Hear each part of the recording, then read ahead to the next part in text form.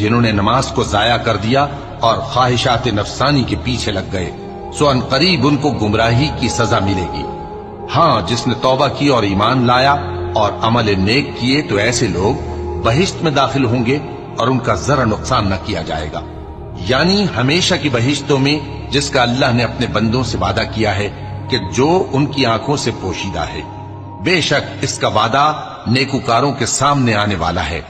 وہ اس میں سلام کے سوا کوئی بیہودہ کلام نہ سنیں گے اور ان کو صبح و شام کھانا ملے گا۔ یہی وہ جنت ہے جس کا ہم اپنے بندوں میں سے ایسے شخص کو مالک بنائیں گے